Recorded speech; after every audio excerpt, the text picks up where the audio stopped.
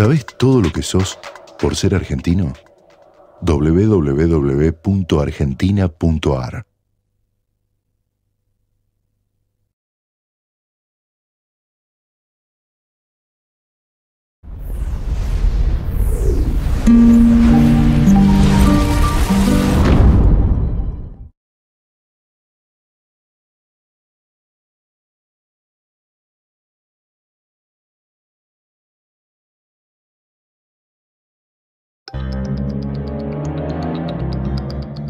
La aparición de Europa en el mapa americano y la de América en el europeo produjo a ambos lados del océano las mismas incertidumbres y habilitó los mismos interrogantes. Uno de ellos, quizás el más decisivo, se refiere a la naturaleza del otro. Esta diferencia es el germen de toda conquista, y sobre ella se edificó un mundo lleno de contradicciones, que intentó resolver sus tensiones con interminables improvisaciones. Resultó ser que el otro nunca fue el mismo. Naturaleza y cultura, adelantados y atrasados, corregidores e incorregibles, capitanes y decapitados, jesuitas y chamanes, encomenderos y mitallos, idólatras y doctrineros, naborias, caciques, curacas, cabildantes, tributarios, recaudadores, mestizos, mulatos, yanaconas. La hora de los héroes había terminado. La derrota militar de los pueblos originarios daba lugar a una contienda más desproporcionada. ¿Cómo se inventó el mundo colonial latinoamericano?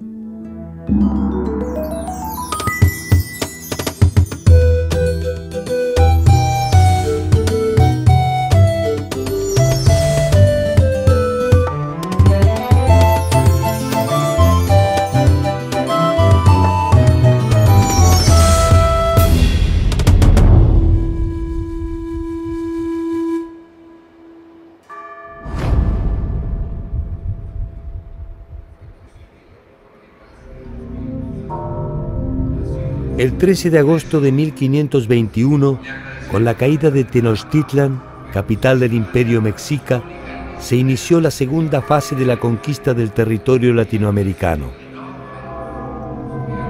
Por primera vez una batalla decisiva pone a los españoles frente a un territorio de vasta complejidad e innumerables posibilidades de lucro. Tenochtitlan, la ciudad flotante que había maravillado a los conquistadores, había quedado en ruinas. Cientos de miles de cadáveres pertenecientes a ambos bandos cubren la superficie de sus calles y canales, impidiendo el paso y propagando la enfermedad. Los mexicas habían estado sitiados 3 meses sin agua potable, sin alimentos, y entonces lo único que querían era huir de la ciudad. Este fue, yo creo que uno de los momentos de mayor humillación para los mexicas, cuando tuvieron que huir de su propia ciudad y además ser sometidos a el saqueo, los vejámenes y los robos por parte de los españoles y de los tlaxcaltecas, ¿no? En particular les dolía el de los tlaxcaltecas.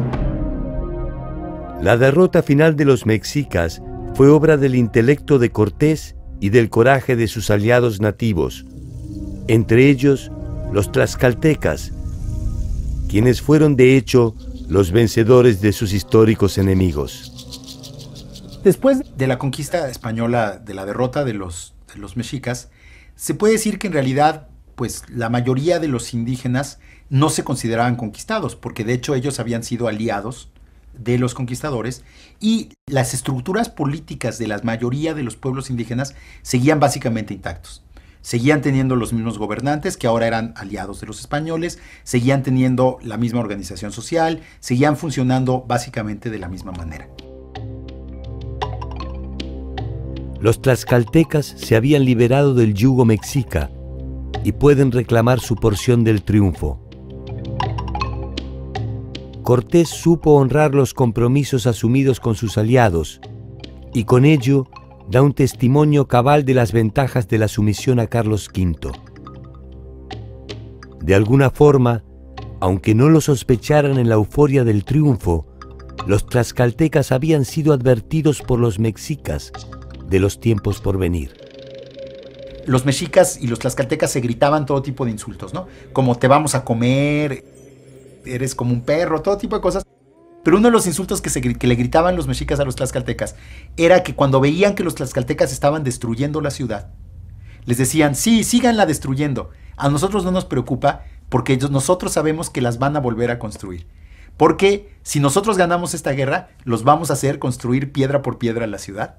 Y si los españoles ganan, los van a hacer construir la ciudad para ellos. Y eso acabó siendo absolutamente cierto, porque unos años después Cortés decidió establecer la capital española en el lugar donde había estado México Tenochtitlan, es lo que ahora es la Ciudad de México, y justamente fueron los propios indígenas, los aliados de los españoles, fueron los que ayudaron a reconstruir la ciudad, solo que ahora era para beneficio de los nuevos conquistadores. La construcción de una nueva ciudad resultaba una medida de carácter menor frente a la empresa que se avecinaba: gobernar un territorio poblado por más de 12 millones de personas. Lo que explica el que muchos pueblos indígenas se aliaran directamente a los españoles era que creyeron que este dominio español iba a venir a sustituir al azteca, que había sustituido al chichimeca, al tepaneca, y el tepaneca había sustituido al tolteca, y el tolteca había sustituido al teotihuacano, pero que iba a seguir siendo una transacción económica entre dos poderes completamente independientes y autónomos, digamos, que solo iba a ser una relación contractual económica. A lo largo de los siguientes 50 años, el poder español lo que intentó fue lograr establecer su autoridad sobre estos pueblos indígenas sin destruir su organización política y social. Los españoles habían descubierto en el Caribe que si causaban disrupciones demasiado grandes en la población, como pues destruir los señoríos, esclavizar a los indígenas, lo único que iban a provocar era el exterminio de la población, y que pues una tierra como México no le serviría de nada sin una población indígena que explotar. El nuevo orden no parecía ser sustancialmente diferente al que habían establecido los mexicas. Las antiguas élites gobernantes mantenían sus privilegios a cambio de algunas pequeñas concesiones. Incluso la nueva religión parecía ofrecer una relación más sosegada que la que había impuesto la última etapa del gobierno mexica con el incremento de sus prácticas sacrificiales. En apariencia, al menos, las condiciones tributarias solo cambiaban el destinatario de los bienes que se producían. A todas luces, el cambio de sumisión no parecía ser una oferta a desestimar. Yo creo que si los indígenas hubieran tenido plena conciencia de lo que implicaba el dominio español, la pérdida de su religión, la pérdida de sus costumbres, la pérdida de su lengua, incluso el trato peyorativo a sus instituciones, hubieran presentado mayor resistencia. Este dominio se manifiesta mediante la incorporación de los indígenas en calidad de vasallos de Carlos V. A partir de este nuevo estatus jurídico, se establece la obligación de tributar a la corona. De esta manera, los conquistadores recuperan el dinero invertido, reservando un porcentaje para el rey. Bueno, hay que pensar que la conquista de América, si bien se hizo en nombre del rey, en realidad fue fundamentalmente financiada por los propios conquistadores. Entonces esta actividad, que era casi privada, es una mezcla de lo público y lo privado, muy típico de la época del antiguo régimen, desarrollaba o permitía desarrollar un sistema de dones y contradones. Por el hecho de haber realizado la conquista en nombre del rey, el rey estaba obligado a ofrecer ciertas mercedes. Y una de las mercedes que el rey iba a otorgar a estos conquistadores que habían arriesgado su vida y sus dineros fue entregar a los indios en encomienda. La encomienda es la primera forma de relación jurídica entre indios y españoles. A cada colonizador se le encomienda un número determinado de nativos que están obligados a trabajar para él. A cambio de este servicio, los españoles tienen la obligación de cuidarlos y evangelizarlos. El conquistador va a recibir el tributo que debe ir al rey, el rey se lo cede y a cambio tiene que ocuparse de la salud, entre comillas, para la época, de los indígenas y sobre todo de la evangelización. Eso es la encomienda y estos señores son los encomenderos. La encomienda fue un sistema tan práctico como deficiente y no tardó en generar conflictos. Los constantes abusos de los encomenderos sobre los indígenas provocaron protestas de los abusados y reacciones de las órdenes religiosas que presionaron a la corona para restringir las atribuciones de los encomenderos. En la primera época produjo unos abusos terribles porque no solamente eran exigiéndole trabajo a los indígenas, sino parte de la producción de su economía natural y a veces una exigencia que no tenía límites. No hay que olvidar que en las Antillas prácticamente en un siglo fueron despobladas por los abusos. El Imperio Español había tomado nota de los desmadres producidos en las Antillas que obligaron a la importación de esclavos para trabajar. En tierra firme, intentó entonces establecer un sistema de recaudación que se montaba sobre las estructuras productivas preexistentes. El Calpulli en México y el Ayllu en el mundo andino. El Ayllu es un sistema que significa la propiedad comunitaria de un territorio, pero a la vez significa tener ancestros comunes. Entonces, este Ayllu es la base de la comunidad. Bueno, el trabajo comunal es una tradición sumamente importante en el mundo andino, ¿no? Tanto la siembra como la cosecha tiene que ser hecha por medios comunitarios y la comunidad siempre se ha unido para este tipo de trabajos. Los españoles mantuvieron el Ayllu no tanto porque respetaran aquello, sino porque les convenía. Si mantenían esta propiedad del Ayllu en comunidad, entonces ellos les pagaban un tributo. Tanto los pueblos mesoamericanos como los andinos poseían una cultura tributaria. Trabajaban indistintamente sobre sus tierras o sobre la de las élites y debían ofrecer parte de su producción a los señores locales. La política española respetó, al menos formalmente, esta propiedad comunitaria en la medida en que le permitía la obtención de beneficios. Es el sistema que se aplicaba en los incas, que el tributo que daban era en energía, tiempo de trabajo. El problema es que en los incas estaba regulado. En tanto, en la colonia había una explotación a veces indiscriminada.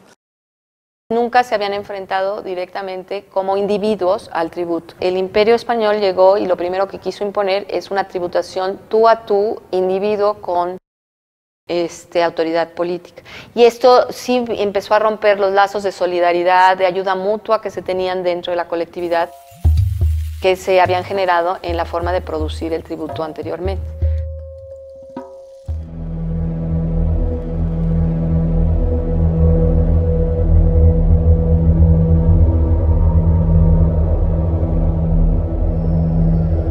El diseño del Nuevo Mundo fue un largo viaje de marchas y contramarchas que, al menos formalmente, buscó siempre establecer una noción de orden.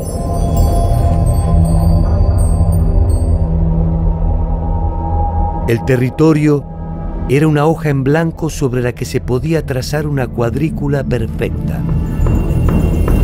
Cada uno de los solares asépticamente divididos por los conquistadores eran entregados a los principales encomenderos y iniciarían así su lento y persistente camino hacia la formación de una nueva aristocracia.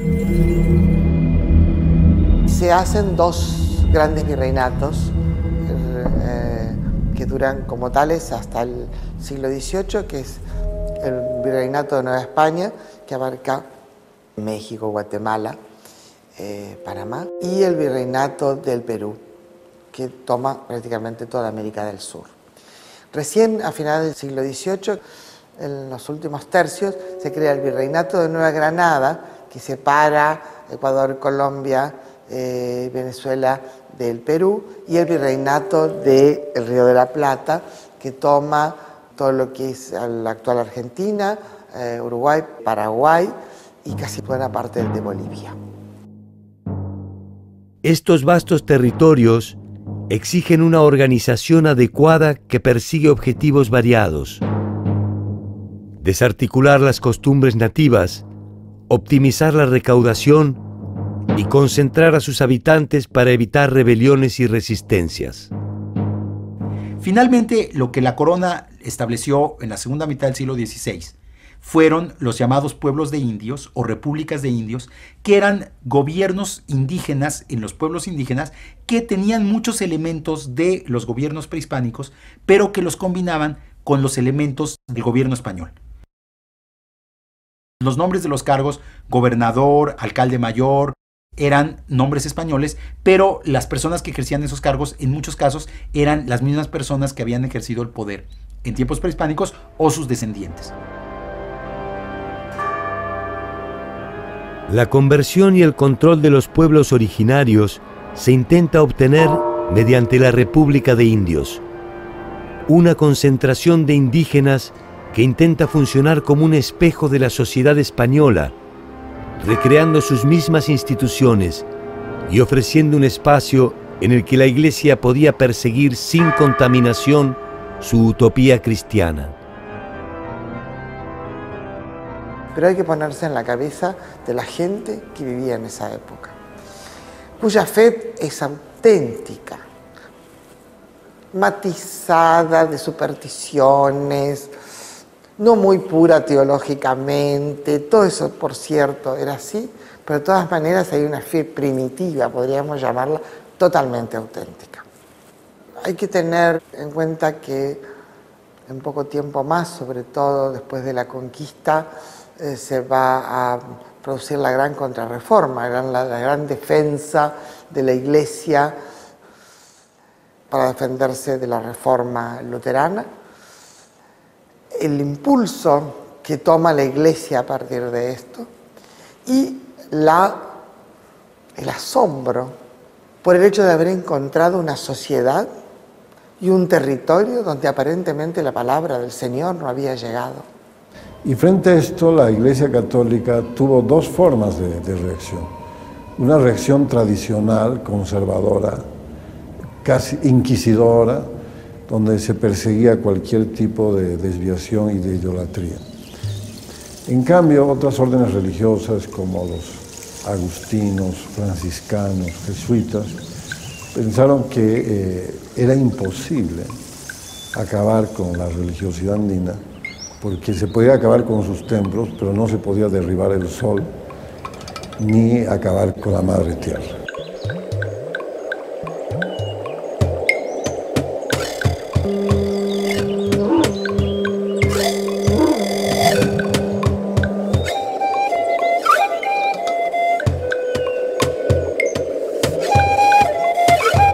La llamada conquista espiritual produce sin dudas una desarticulación más extrema que las imposiciones de corte político o económico. Las religiones politeístas suelen ser más permeables ante la aparición de nuevos dioses.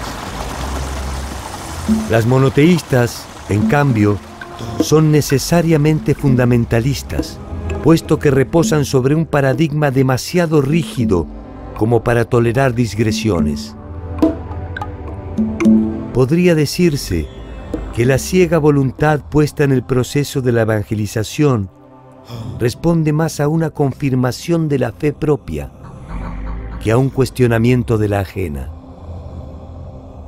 En los primeros años, el éxito de la evangelización fue inmenso.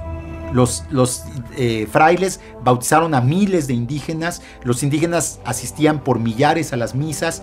Parecía que el éxito militar había sido acompañado por un éxito religioso. Una evangelización que tiene tramos, que tiene un periodo muy ingenuo, creyendo que con bautizarse lograba la evangelización real.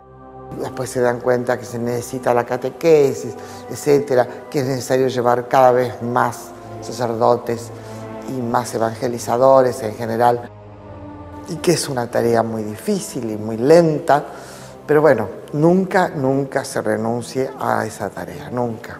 Una vez terminada la resistencia militar, vino una resistencia cultural, mental. Es decir, los españoles pudieron dominar, obligarlos a pagar tributo, etcétera, pero nunca dominaron completamente sus mentes. Entonces, la resistencia más importante de estos pueblos fue mantener su idioma, sus costumbres y obviamente su religión. En los casos de las fiestas que los españoles imponen al poblador indígena para que estos la celebren, ocurre una cosa muy especial. Es que los pobladores andinos utilizaron el calendario español y católico y lo sobrepusieron a la propia celebración de sus propios rituales y siguieron pensando en que estaban celebrando sus propias creencias, adorando a sus propias deidades, a pesar que estuvieran bajo el nombre y la denominación de un santo español o de una virgen, como se los exigían los evangelizadores de la colonia.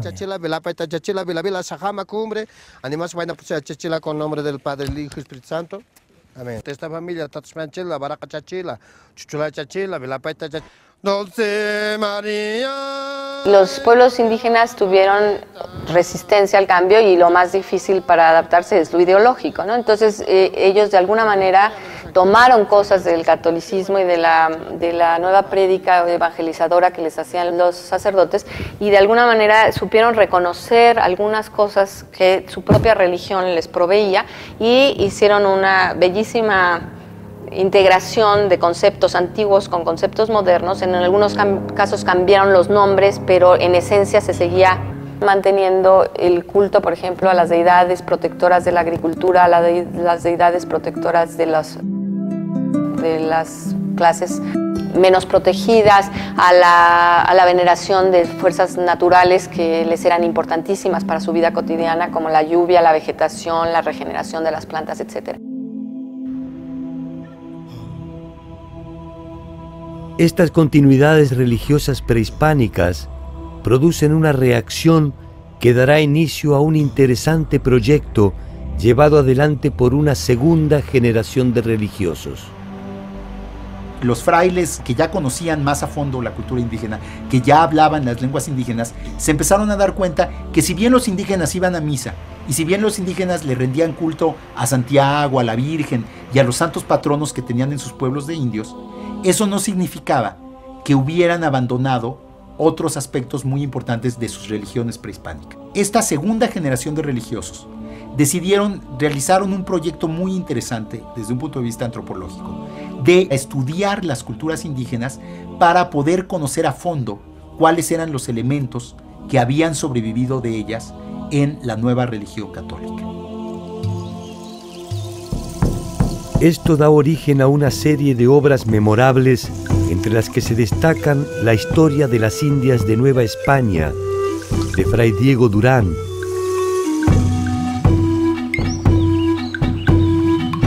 y la historia general de las cosas de la Nueva España, de Fray Bernardino de Sahagún. Gracias a estas obras es posible conocer gran parte de la cultura, las creencias y las formas de organización de los pueblos originarios. Pero no hay que olvidar nunca que fueron escritas con la intención de eliminar la religión indígena. Es decir, que era un conocer para mejor cristianizar. No era un conocimiento científico desinteresado, era un conocimiento que tenía una agenda muy específica de lograr consolidar la evangelización de los indígenas y de destruir los rastros que quedaban de las religiones prehispánicas. Curiosa lección que suele dar la historia. Los mismos conquistadores que habían destruido la mayor parte de los códices originarios son quienes recopilan minuciosamente cada una de las costumbres de los pueblos conquistados.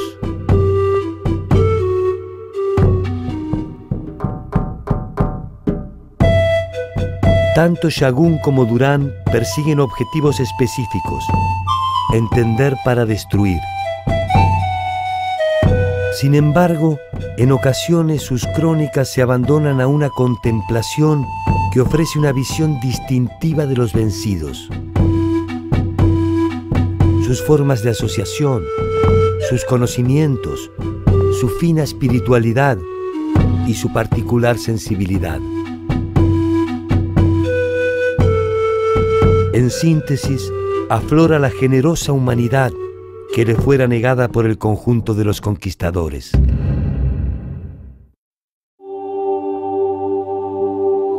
Tanto la corona española como la portuguesa intentaron establecer un modelo teórico de sociedad. La realidad no tardó en manifestarse sobre esta construcción fanática y, si se quiere, ingenua. Los límites estrictos entre la República de Indios y la de Españoles se hicieron difusos. Las intenciones por preservar a los indígenas fracasaron. Las pasiones y ambiciones humanas comenzaron a establecer fugas, pequeñas grietas que la legislación no podía contener.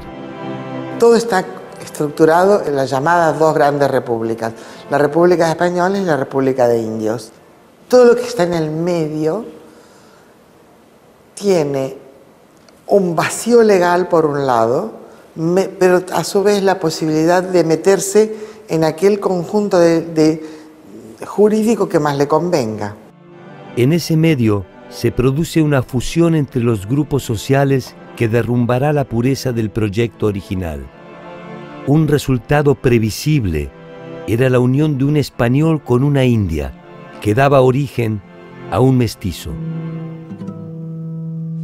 Las hijas mestizas son casadas con españoles importantes, con lo cual rápidamente esa gota de sangre queda dando vuelta en el mestizaje biológico, pero se pierde en el mestizaje cultural y sobre todo en la categorización.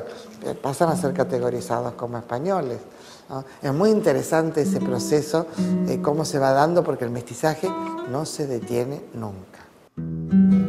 Pero las leyes siempre miran para otro lado. Poco tiempo después, la condición de mestizo resulta insuficiente para clasificar al conjunto de la sociedad. Castizo, mulato, morisco, tornatrás, lobo, zamballo, cambujo, barcino, coyote, chamizo, jíbaro, tente en el aire y no te entiendo, son algunas de las maneras de establecer las nuevas categorías de desclasados. Los mestizos son considerados impuros y tienen mucha dificultad en reconocerlos. La situación del mestizo es muy ambigua. Si es criado en la familia de su madre, normalmente indígena, puede ser considerado indio. Si es criado en la familia del español, de pronto al tiempo puede pasar por español. El español nacido en América, que es el criollo, no tiene un estatus especial. Es considerado español, pero de segunda. No hay una legislación separada para españoles americanos o españoles peninsulares. Hay sí una legislación especial para los indígenas, todo el tiempo.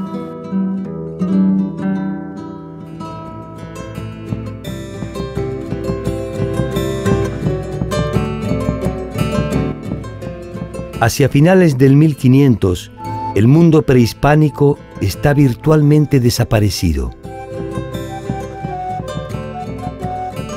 Al mundo soñado por los españoles y portugueses no le va mejor. No es más que un conglomerado de leyes y resoluciones que intenta disfrazar de armonía las contradicciones que se multiplican.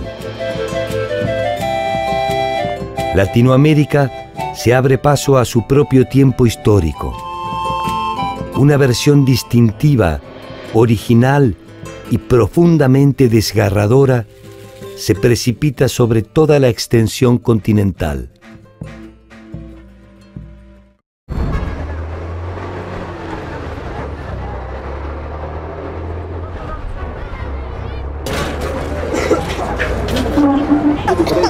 Pura atención, pura atención que...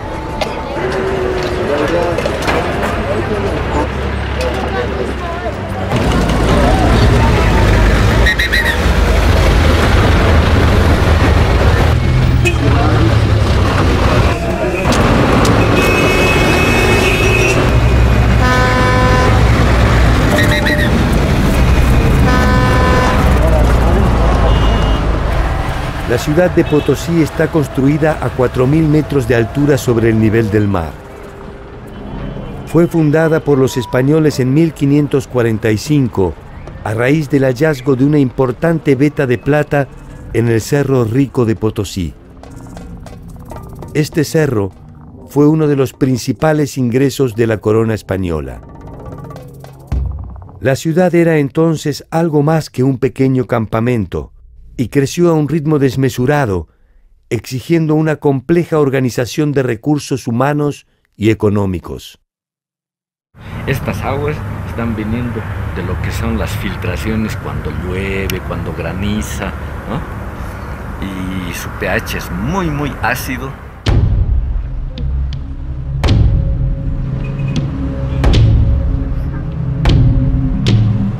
La plata se producía en el Cerro Rico de Potosí, se procesaba en ingenios que estaban situados en la villa. Para eso se ha construido un sistema hidráulico, el segundo más grande del mundo. Se han construido ingenios para que puedan funcionar ruedas hidráulicas, que era el único equipo prácticamente industrial. El resto ha sido trabajo manual.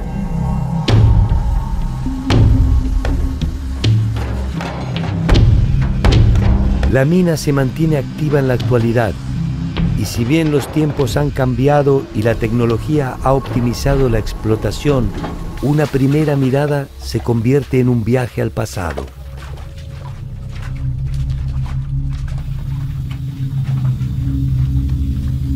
En el interior de los socavones resuenan las mismas voces, gemidos y silencios que agigantaron su oscura leyenda.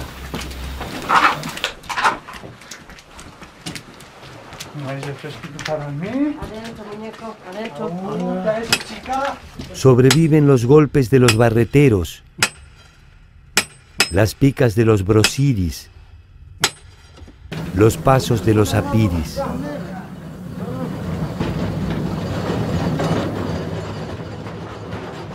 Durante el Imperio Inca, la población estaba obligada a realizar turnos de trabajo obligatorio para beneficio de los curacas locales que representaban al incario.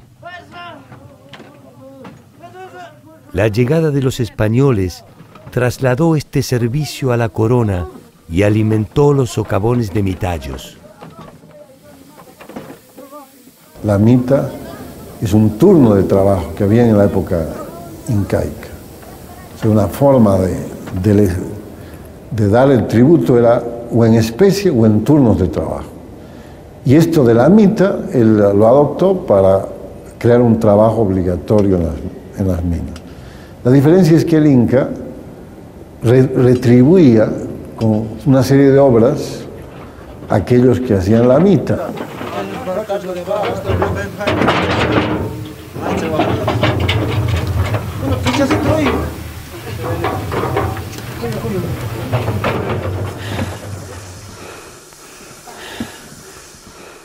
$4.500 mitallos trabajaban durante una semana ininterrumpida en el interior de las minas.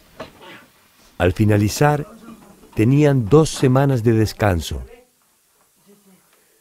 Durante esas 2 semanas de descanso, esta gente se alquilaba. El mitayo se volvía minga. Y entonces esas semanas de descanso no eran en realidad de descanso. Un minga recibía mucho más dinero que un mitayo. Y de ahí era que más o menos podía tener algún beneficio, que le dé alguna ganancia a su estada en Potosí.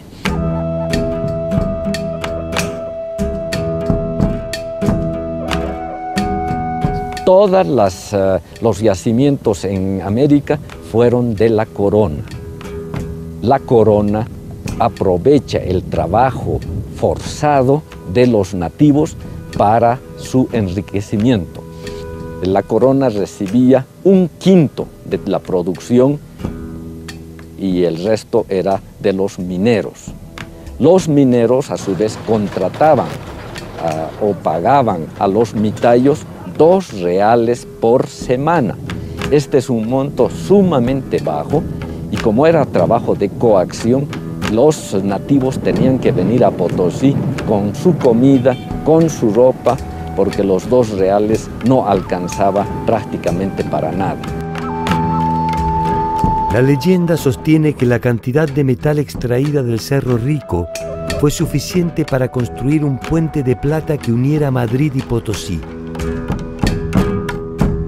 Ese puente hipotético sin duda se habría construido con el sudor de los mitayos. Cada 7 años, cada uno de ellos debía cumplir 1 año de trabajo obligatorio en las minas. En los momentos de mayor producción, Potosí albergó más de 13.500 hombres provenientes de distintas y distantes regiones del mundo andino.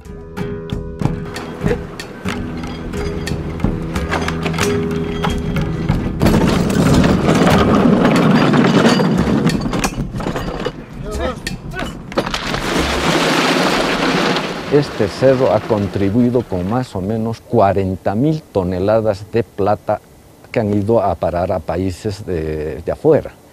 Parte de esa plata obviamente ha servido para fundar o tener una ciudad a estas alturas, a 4.000 metros de altura prácticamente, y que haya sido reconocida por la UNESCO como Patrimonio de la Humanidad.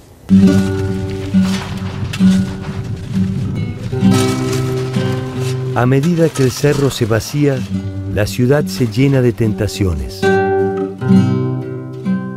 Los mitayos viven en las parroquias de los suburbios, muchos de ellos lejos de sus familias, juntando uno tras otro los reales que les permitirán además pagar el tributo que les exige el rey por la gracia de haber sido descubiertos.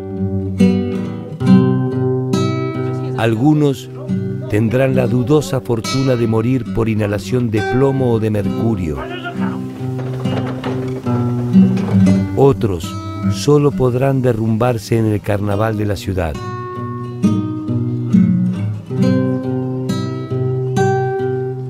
Una ciudad que tiene dinero siempre es atractiva, por más que la gente no logre alcanzar sus objetivos. Uno prefiere vivir en una ciudad atractiva, donde hay comercio, donde habían muchas festividades, se festejaba mucho, se tomaba mucho, y no querían regresar ya a sus años. Entonces empieza a haber un despoblamiento de las provincias mitarias.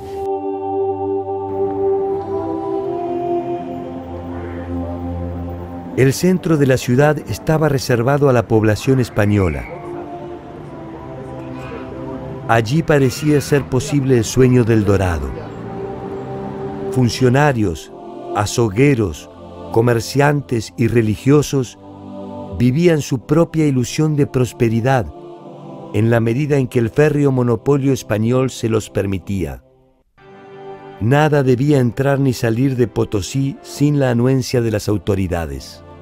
La corona quería controlar que la mayor cantidad de plata salga en forma de barras o de rieles o en forma de moneda acuñada.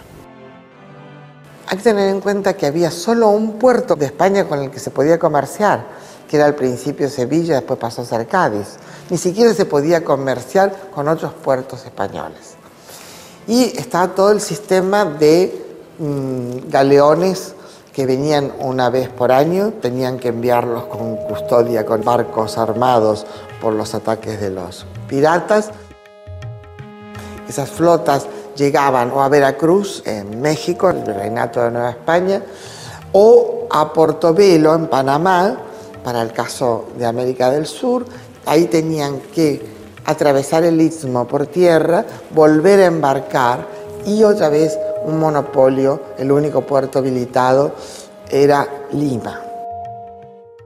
El circuito inverso se originaba en Potosí. La plata extraída se trasladaba en caravanas de llamas hasta San Marcos de Arica. Desde Arica se trasladaba al puerto de Lima. En Lima se juntaban con las producciones de otros lugares, también del Perú, y se cargaban a galeones hasta Panamá.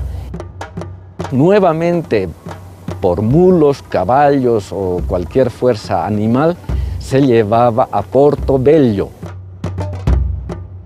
Y de Portobelo a La Habana, Cuba, donde finalmente se hacía el carguío de la plata mexicana, la plata peruana, la plata potosina. De La Habana salían los galeones 2 veces al año y llevaban la plata hasta Cádiz, de Cádiz a Sevilla, y en Sevilla esperaban los mercaderes, esperaban todos los que cobraban por haber dado el dinero para el trabajo en las minas en América. Comerciar una vez por año era absolutamente complicado, ¿no? Y porque era complicada después la red en la cual había que producir la distribución de mercaderías. De alguna manera vienen muchos más barcos, con permiso, sin permiso, legal o ilegalmente. Hay mucho comercio de contrabando.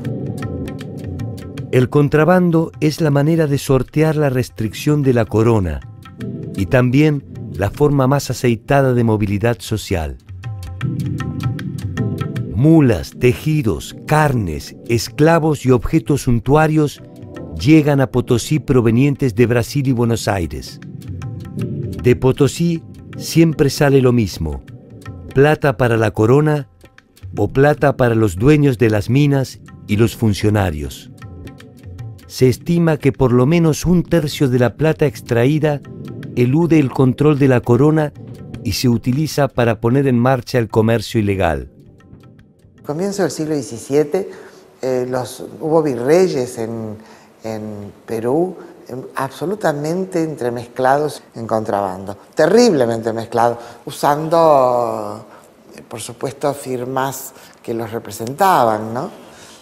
Las autoridades de Buenos Aires también totalmente mezcladas con el contrabando, a pesar de que eran los que obligados a combatirlo. El tránsito hacia una economía mercantil se produce sin reparar en los caídos. La invasión europea modifica irreversiblemente el orden político y social. El repliegue de los pueblos originarios se tensiona entre la necesidad de mantenerse dentro del nuevo esquema y conservar de alguna forma la tradición que les da sustento. Los pueblos de indios y las reducciones concentran a la población. El control de estas unidades se establece por medio de prebendas y compra de voluntades. Los viejos lazos de relación de los pueblos se fueron perdiendo hasta casi desaparecer. La supervivencia física también se vio repentinamente amenazada. Lo que sí debilitó seriamente a la sociedad indígena fueron las epidemias a todo lo largo del siglo XVI y principios del siglo XVII. Empezando por la epidemia de viruela durante la conquista, en los años 30, sobre todo en los años 40, hubo otra oleada de epidemias muy brutales, y en los años 70 del siglo XVI hubo una tercera oleada de epidemias. que venga cualquier persona contagiada de viruela de otro lugar, un comerciante, uno que se dedicaba a traer sal, cualquier insumo, se contagiaba, venía aquí y aquí había una acumulación grande de personas. Entonces la enfermedad se propagaba muy fácilmente. La catástrofe demográfica ha producido algunos de los más encendidos debates a propósito de las consecuencias de la conquista. La estimación acerca de la población originaria al momento del contacto genera los primeros desencuentros entre los estudios demográficos. No tenemos cifras exactas, nada por el estilo, pero hay estimaciones que hablan de que murieron hasta el 90% de los indígenas. Es decir, 9 de cada 10. Hay otras estimaciones un poco más moderadas que hablan de 3/4 partes, que igual es muchísimo. Ha sido bastante común darle más peso a las enfermedades, ¿no?, en la catástrofe, que oscila además sobre una base de 20 millones a una base de 5 millones de indígenas en el momento de la conquista, con lo cual la dimensión de la catástrofe también varía de acuerdo a las variables que los demógrafos estén tomando. Se dice que en Potosí, de acuerdo a Galeano, por ejemplo, que hayan muerto 8 millones de personas. Eso significaría que la mitad de la población que tuvo América vino a morir a Potosí, y esa es una exageración, ¿ya? Capoche, uno de los cronistas mineros, él tenía intereses mineros, minas, ingenios en Potosí, habla en su relación de que al año morían 50 personas. Este número también es tremendamente pequeño. Para 13.500 personas que llegaban al año a Potosí, que mueran 50, no era nada. Estas epidemias sí afectaron todos los sectores de la población indígena. Afectaron a las élites porque murieron muchas personas que tenían conocimientos esotéricos o conocimientos muy restringidos y que ya no pudieron ser transmitidos. Artesanos, religiosos, políticos. Afectaron a los campesinos porque hubo aldeas enteras que fueron despobladas y hubo también muchas tecnologías, muchas prácticas productivas que ya no pudieron sostenerse. Que no es que yo quiera decir que los españoles fueron unos angelitos aquí, pero tampoco no se puede decir que quisieron eliminar a los nativos. No les interesaba eliminar porque eliminaban la mita, que era el valor agregado que ellos encontraban en su negocio minero. El contacto entre europeos y americanos se habría producido tarde o temprano, y difícilmente se hubieran podido evitar las consecuencias bacteriológicas del encuentro. Las epidemias, el exterminio y la guerra ya se conocían en el territorio de la actual Latinoamérica, pero la naturaleza de la dominación europea resultó desproporcionada para los modos de vida de las sociedades originarias. Abandonados por sus dioses y por sus gobernantes, las responsabilidades colectivas se tornaron individuales y nuevas formas de morir se hicieron presentes en el horizonte. Y ahí podríamos incluir al alcoholismo como enfermedad profesional. Si la gente después de cumplir su labor se dedicaba a emborracharse, el alcoholismo traía muchas complicaciones, males hepáticos, males del estómago, cirrosis. El alcohol se utilizó como forma de pago, como forma de dominación, y si bien se sabe que en la época prehispánica se tomaba ya la chicha y otro tipo de bebidas, con la colonia esto se incrementó, ¿no? Igual que la pobreza.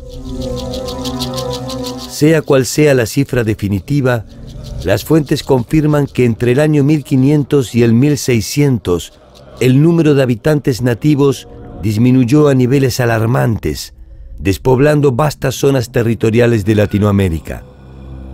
Recién hacia 1780 se registrará una recuperación en los pueblos originarios. Probablemente, dada la magnitud de la catástrofe, estas nuevas generaciones sean ya el producto de un nuevo paradigma cultural que deba tanto al viejo modelo como al nuevo.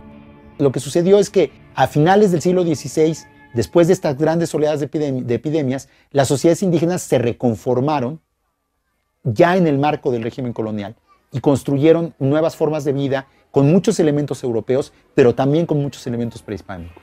Y las sociedades indígenas que conocemos hoy son realmente las descendientes de esas sociedades reinventadas del periodo colonial, que tienen una fuerte raíz prehispánica, pero que también tienen muy importantes elementos occidentales. Por ejemplo, ustedes van a poder observar en el mundo aymara actual, hay varios indicadores de esto, ¿no?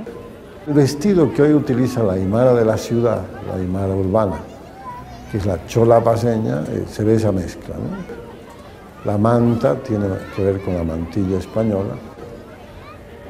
Y en cambio el aguayo que llevan para cargar a los niños es un textil, además de una alta simbología, porque sobre ese aguayo se hace, por ejemplo, la mesa aymara, o se come, o los rituales, ahí se carga el niño.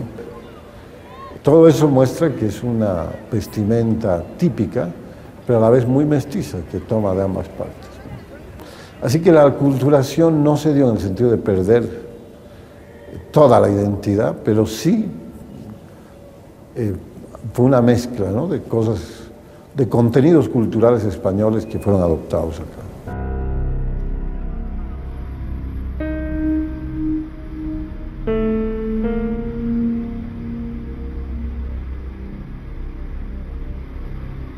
Ninguno de los mundos que se encontraron era perfecto, y los eufemismos para denominar el evento desnudan necesariamente sus intencionalidades. La sociedad que se proyectó para Latinoamérica encontró finalmente sus propios carriles para procesar las tensiones de la puja de intereses y pasiones. Y el otro desapareció definitivamente. El análisis de los hechos nos enfrenta a una disyuntiva tal vez imposible. Intentar recuperar el mundo originario o aceptar lo que somos hoy en día. Quizás ambos modelos no sean más que una utopía inútil.